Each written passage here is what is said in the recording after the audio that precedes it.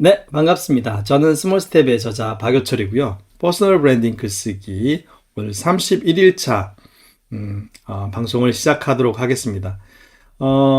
오늘은 그 무라카미 하루키 얘기를 해보려고 합니다. 무라카미 하루키의 책 한 권을 가져오는 게 아니라 하루키는 이렇게 쓴다라는 나카무라 구니오라는 분이 일본 분이겠죠. 이분이 쓴 책에서 재미있는 내용들이 있어가지고 여러분들께 가져왔습니다.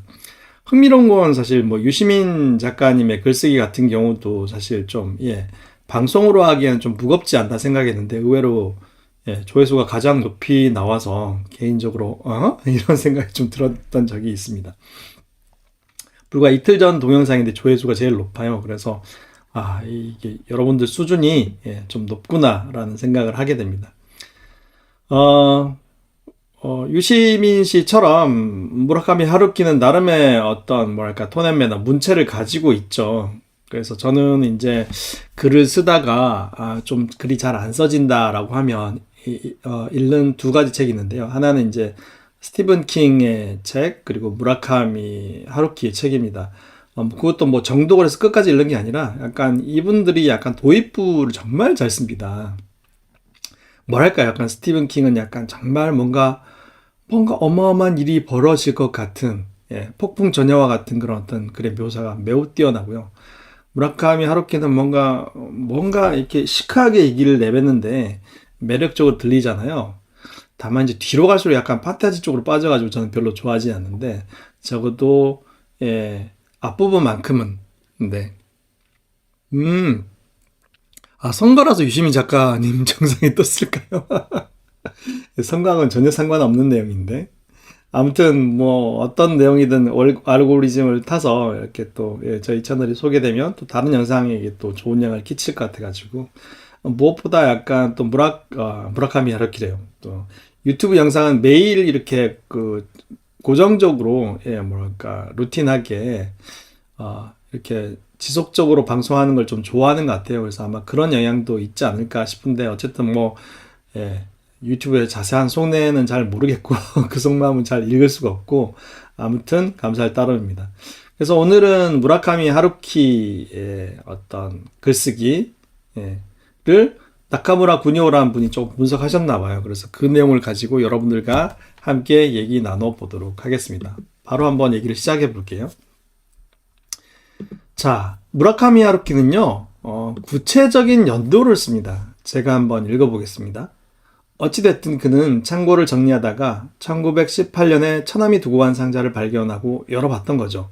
그랬더니 맨 위에 페트로그라드의 어느 교수 앞으로 보내는 편지가 들어있고 그 편지에는 이러저러한 사람이 이 물건을 가져갈 테니 그에 상당한 사례금을 주길 바란다고 쓰여 있었어요. 물론 그 마구상의 주인은 대학, 즉 지금의 레닌그라드 대학에 그 상자를 가지고 가서 그 교수에게 면회를 신청했어요. 그러나 교수는 유대인이었기 때문에 트로츠키의 실각과 동시에 시베리아로 유형당했어요. 무라카미가 직접 쓴 글의 일부죠. 근데 여기서 우리가 주목할 건 굉장히 묘사가 구체적이라는 겁니다. 특정 어느 해 이렇게 쓰지 않고 1918년에 처남이 두고 간 상자를 발견하고 열어봤다라고 구체적으로 쓰고 있습니다. 네, 그래서 제가 오늘 무라카미 하루키의 글을 통해서 저희가 배울 수 있는 건 그 구체성에 관련된 얘기입니다. 첫 번째는 연도도 구체적으로 쓰고요. 뭐 뒤에도 이제 그 구체성에 대한 얘기가 이어질 텐데 일단 두 번째 이 책은 이제 참신한 조어를 사용한다라고 얘기를 하고 있어요. 무라카미가 그런 어떤 조어를 만드는데 되게 유능한가 봅니다. 사실 여러분 소확행이란 말은 한 번쯤 다들 들어보셨을 겁니다. 이게 우리나라 말이 아니고 무라카미 하루키가 만든 말이더라고요. 소확행이란 말을 들어본 사람도 많을 것이다. 사실 소확행은 무라카미 하루키가 작지만 확실한 행복이라는 의미로 만든 조어로 이렇게 작지만 확실한 행복이라는 작품에서 나온 단어다. 여러분도 혹시 아셨나요? 이 단어가 무라카미 하루키에게서 나왔다는 거. 그래서 자신이 말하고자 하는 말을 이렇게 뭔가 키워드로 세련되게 또 정제해서 사람들에게 전달하는데 작가지만 되게 뛰어나다. 브랜드 입장에서도 그렇잖아요. 제가 이제 스몰 스텝이라는 책을 써가지고 나름대로 이제 제가 그 이후에 활동을 이어갈 수 있었던 것처럼 무라카미 하루키도 자기 책 수필 하나를 쓰더라도 이렇게 명확한 키워드를 만들어낼 줄 안다는 것들은 매우 흥미롭습니다. 세 번째, 일상의 작은 일과 시간에 의식을 집중하는 생활을 묘사해 본다. 네, 신마일님, 소확행이 원래 무라카미 하루키가 처음으로 시작한 말이었습니다. 흥미롭죠? 네, 세 번째, 제가 한번 읽어보겠습니다. 10시에 출근해서 4시에 퇴근했다. 토요일에는 셋이서 근처의 디스코텍에 가서 JNB를 마시면서 산타나를 흉내낸 밴드의 연주에 맞춰 춤을 추었다. 수입도 나쁘지 않았다. 회사의 수입 가운데서 사무실 임대료와 약간의 경비, 여직원과 아르바이트생의 급여, 세금을 제외한 나머지를 10등분해서 하나는 회사 자금으로 저금해 두고 다섯은 그가 갖고 넷은 내가 가졌다. 원시적인 방법이긴 했지만 책상 위에 현금을 늘어놓고서 나누는 일은 정말 즐거운 작업이었다. 여러분 뭔가 장면이 하나 떠오르시죠? 무려 10시에 출근해서 4시에 퇴근했다고 합니다. 이렇게 구체적으로 시간을 명시하고요. 토요일에는 셋이서 근처의 디스코텍에 가서 JNB, 이게 술 이름이죠? 제가 술을 그렇게 막 위스키 이름인가요? 이런 어떤 라벨은 본 기억이 나는데 산타나를 흉내낸 밴드, 이렇게 매우 일상적인 하지만 매우 디테일하게 표현을 한다는 점에 이 무라카미 하루키가 쓴 글의 어떤 특징과 그리고 거기서 힘이 나오지 않나 싶습니다. 어느 날 출근해서 오후께 퇴근했다 이렇게 쓰는 게 아니라 10시에 출근해서 4시에 퇴근했다 이렇게 묘사하는 게 뭔가 우리 속에 되게 명료한 어떤 시간대 장면들을 떠올리게 하죠. 예. 그래서 디스코텍에 가서 JNB를 마시면 JNB를 아시는 분들은 금방 그 술 라벨, 술 모양이 떠오르겠죠. 술병 모양이. 그리고 산타나, 이런 어떤 산타나를 흉내낸 밴드, 산타나가 유명한 밴드인가 보네요. 제가 산타나를 잘은 모르겠습니다. 어쨌든 무라카미 하루키가 이렇게 술 이름, 뒤에도 나오겠지만, 그리고 또 밴드 이름, 음악을 좋아해요. 그래서 재즈 이런 음악을 좋아하는데 매우 글을 모호하지 않고 구체적으로 쓰고 있다는 사실을 금방 알 수 있습니다. 그뿐만 아니라 장소에 대해서도 굉장히 상세하게 묘사를 해요. 그래서 이거는 이제 작가가 쓴 글인데, 하루키 문학을 이야기할 때 아오야마 부근은 작품을 해석하는 데 중요한 열쇠가 된다. 하루키 자신이 경영하던 재즈 카페 피터캣이 아오야마에서 가까운 센다가야에 있었을 뿐만 아니라 주요 작품에는 반드시 아오야마가 등장한다. 게다가 친분이 있는 일러스트레이터 안자인 미즈마루와의 교류의 장이기도 했다. 소설가가 되기로 결심한 진구구장, 데뷔작 바람의 노래를 들어를 쓴 피터캣의 주방. 이 주변을 산책하면 하루키 작품의 비밀이 풀린다. 무라카미 하루키가 아주 상상해서 쓴 장면들이 아니죠. 구체적으로 자기가 먹고 마시고 놀던 그런 어떤 기억들이 있기 때문에 책에 소설에 그렇게 명료하게 구체적으로 쓸 수 있는 거죠. 그러면 사실은 이제 무라카미 하루키의 관찰력에 대해서 다시 한번 생각을 해보게 되고요. 우리의 글이 왜 그렇게 좀 모호하게 읽혔는지에 대해서 힌트를 얻을 수 있는 것 같습니다. 저도 글을 오랫동안 써온 사람이지만 사실 이렇게 구체적으로 쓰기가 힘든 게 일일이 확인해야 되잖아요. 귀찮기도 하고 그게 그렇게 중요해라고 생각할 수도 있는데, 물론 저희가 소설을 쓸 건 아니지만 이런 무라카미 하루키의 어떤 글쓰기 방법은 한번 주목해 볼 만한 가치가 충분히 있다고 생각합니다. 그리고 무라카미 하루키는 숫자조차도 매우 구체적으로 씁니다.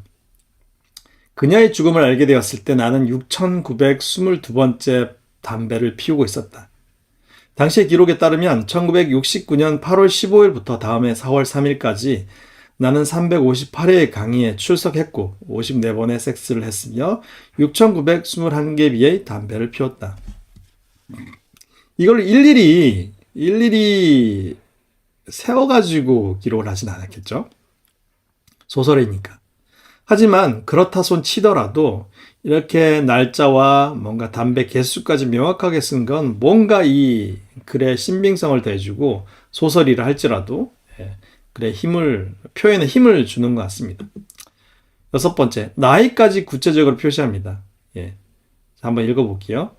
4월 중순에 나오코는 20살이 되었다. 나는 11월생이니까 나오코가 나보다 7달 정도 빠르다.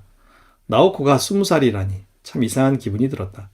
나나 나오코나 언제까지고 18과 19 사이를 왔다 갔다 하는 편이 맞을 것 같다는 생각이 들었다. 18의 다음은 19이고 19 다음은 18이라면 이해가 될 것이다. 하지만 나오코는 20살이 되었다. 그리고 가을에는 나도 20살이 된다. 죽은 자만이 영원히 17이었다. 여러분 어떤 내용인지 금방 감이 잡히시죠? 예, 20살이 되기 전에 그런 아주 뜨거운 시절들, 젊은 시절들, 젊다기보다는 어린 시절들이겠죠. 어린 시절에 머물고 싶어하는 마음이 되게 남아있는 것 같아요. 사실 이제 30이 되었을 때도 비슷하잖아요. 20대의 어떤 마지막 날들을 계속 이어가기 위해서 만 나이도 따지고 나이 그런 여러 가지 그 나이들을 따지는 경험들이 저도 있는데 중요한 거는 구체성이죠. 무라카미 하루키가 나이뿐만 아니라 이렇게 7달 정도 이렇게까지 나이를 챙기는 사람이 그렇게 많지는 않잖아요. 물론 우리가 몇 월생이야 이렇게 따지고 빠른 이런 거 따지는 게 있지만 아무튼 그의 작품에서는 그것이 장소이든 나이든 연도이든 매우 상세하고 무엇보다 구체적으로 쓴다는 그 사실을 알 수가 있습니다. 마지막으로 술의 종류에 대해서도 아주 자세하게 묘사합니다. 맥주가 없어지자 커티삭을 마셨다. 그리고 슬라이드 앤 더 패밀리 스톤의 레코드를 들었다. 도어즈와 롤링스톤즈와 핑크 플로이드도 들었다. 비치보이스의 서브스 업도 들었다. 60년대적인 밤이었다. 더 러빙 스푼풀과 쓰리도그 나이트도 들었다. 만약 심각한 외계인이 마침 그곳에 있었다면 타임 워프 같은 것이라고 생각했을 것이다.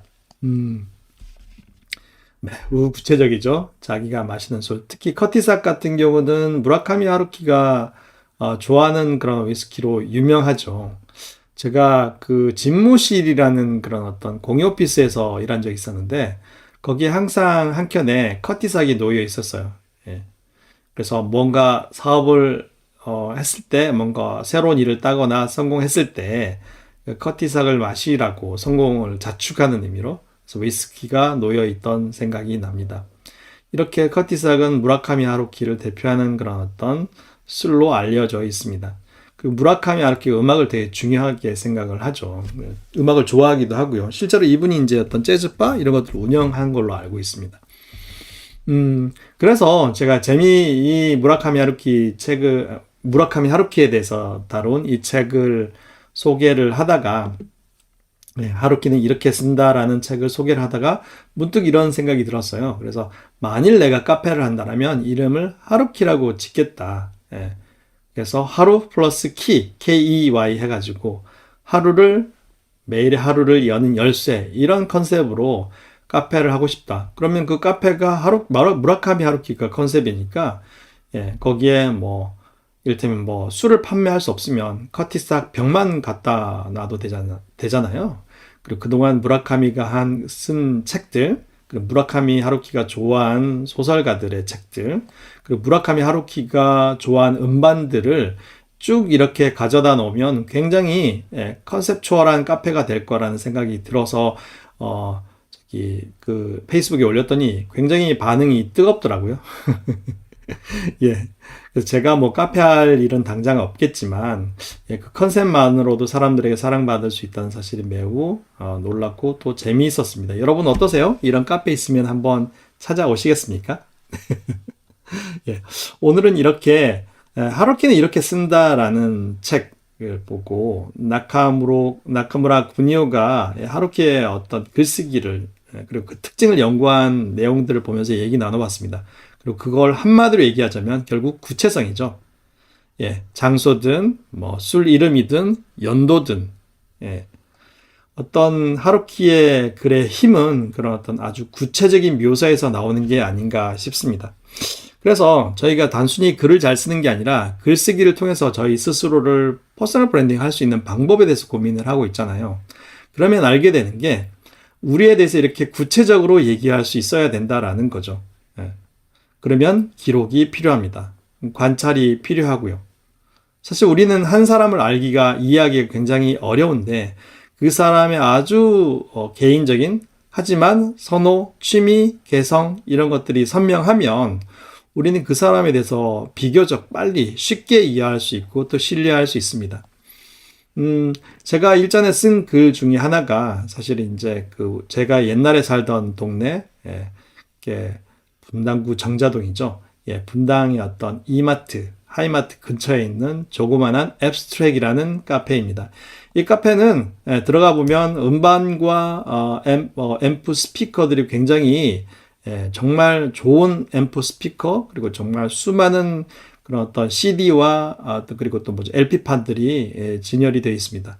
그리고 주인장이 좋아하는 그런 어떤 책들, 뭐 매거진비 같은 그런 어떤 전문지라든지 르라보 같은 그런 어떤 뭐랄까요, 약간 향수라든지 자기가 좋아하는 브랜드들, 제품들, 뭐 사진, 앨범, 뭐 이런 것들이, 신발, 뭐 옷까지, 이렇게 심지어 굿즈까지 팔거든요. 그래서 이걸 한 바퀴, 조그마한 카페인데도 한 바퀴 돌아보면 대충 주인장이 어떤 사람인지를 연상하게 돼요. 그리고 각각의 일관성이 있어가지고, 심지어 제가 이 대표님, 사장님을 인터뷰해 보니까 그 카페 안에 있는 어떤 물건도 이유 없는 물건이 없다고 하더라고요. 굉장히 인상 깊었습니다. 하다못해 앰프를 하나 사더라도 뱅앤 올룹슨의 1990년대 어떤 특정 디자이너가 디자인한 그런 제품이라고 구체적으로 소개를 하더라고요. 우리도 마찬가지입니다. 나라는 브랜드를 알리기 위해서는 사실 가장 재미없는 사람이 묻힌 사람이잖아요. 다른 사람의 취미를 따라가고 트렌드를 따라가는 사람들, 그게 나쁘다는 게 아니라 그러면 자기다움이 없는 거죠. 그래서 하다못해 저처럼 소설가를 좋아한다고 하더라도 무라카미 하루키나 스티븐 킹의 어떤 책을 좋아한다, 그 중에서도 어떤 책을 좋아한다, 이런 식으로 얘기할 수 있으면 사실 그 사람에 대해서 조금 더 구체적으로 알게 되고 또 선명하게 기억하게 되는 것 같습니다. 이런 것도 일종의 브랜딩이겠죠. 왜냐하면 무라카미 하루키도 그 수많은 작가들 중에서 사랑받는 작가, 브랜딩이 된 작가가 되었으니까요. 그래서 이런 내용들 들으시면서 신마일님 꼭 한번 가보세요. 저희 단골입니다. 저희 이사 와서 저희 집 근처도 아니에요. 근데 일부러 글이 잘 안 써지거나 햇볕 좋은 날은 통유리로 딱 열려있는 조그만 그 카페를 가서 글을 쓰면 굉장히 글도 잘 써집니다. 여러분들에게도 그런 카페가, 나만의 카페가 있었으면 좋겠고요. 그것이 나를 사람들에게 알리는 굉장히 중요한 어떤 키가 될 수 있다. 브랜딩의 한 요소가 될 수 있다. 컨셉이다. 라고 얘기 드릴 나의 어떤 컨셉을 선명하게 알리는데 되게 도움이 될 거라고 생각합니다. 이렇게 우리가 무라카미 하루키의 글쓰기를 통해서 오늘 한 가지를 배워봤습니다. 그것은 무엇을 쓰든, 연도를 쓰든, 장소를 쓰든, 취미를 쓰든, 하다못해 자기가 좋아하는 술 이름을 쓰더라도 매우 구체적으로 쓸 것. 그 내용이 오늘 방송의 핵심이 아닐까 싶습니다. 오늘 여러분 어떠셨나요? 오늘 무라카미 하루키의 책을 가지고 함께 얘기해 봤는데요. 오늘은 이 정도로 하고 또 내일은 또 더 재미있는, 더 유익한 얘기로 다시 찾아뵙겠습니다.